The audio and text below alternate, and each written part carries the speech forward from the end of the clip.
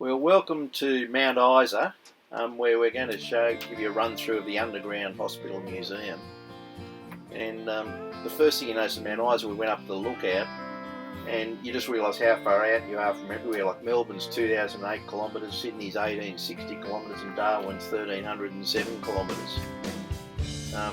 But Mount Isa, what also struck us as pretty amazing was as soon as we got to town, the mine is really right in the town. And that's because it dates back to John Campbell Miles, who picked up a rock from here right back in the 1923 and took it to Cloncurry.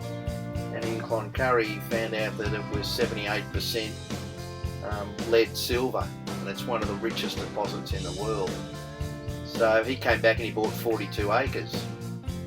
So what happened then, they set up a hospital.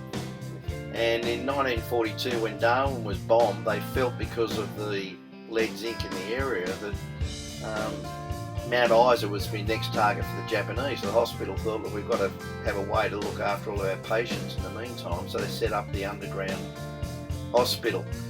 And in the 1950s, it sort of got pushed over and bulldozed. They built up against the front of it, and then it wasn't until 1973, after it had been long forgotten about, that some mining guys went and had a look to see why there was subsidence up in the hill. Then they uncovered the old hospital underneath, and still everything was in there. It had fallen down a little bit, but everything was there. And the hospital had a maternity department, an outpatients department, a surgical department, even though it was all underground. Obviously, because the Japanese didn't ever invade, it wasn't ever used as a hospital. It was there in an emergency to totally function.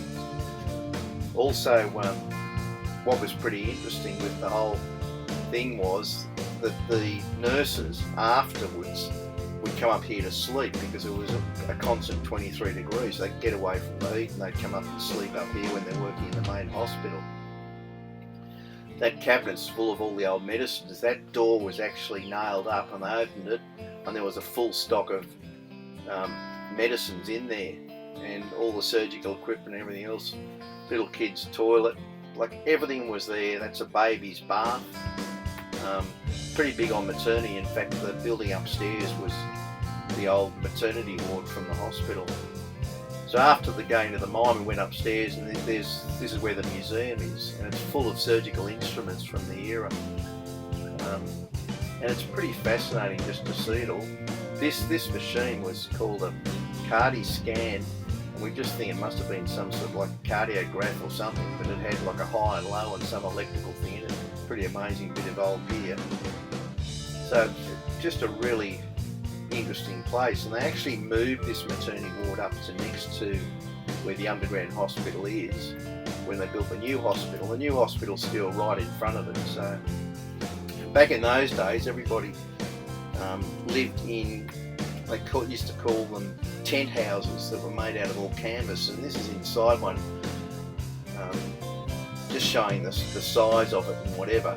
It's still got some of the canvas on the roof, but they really boarded the sides up, so you've got to sort of just imagine this being all canvas but fitted out. So we hope you enjoyed this little run through. Please subscribe below, because it really helps us to keep bringing these movies to you, and have a great day and enjoy the spirit of life.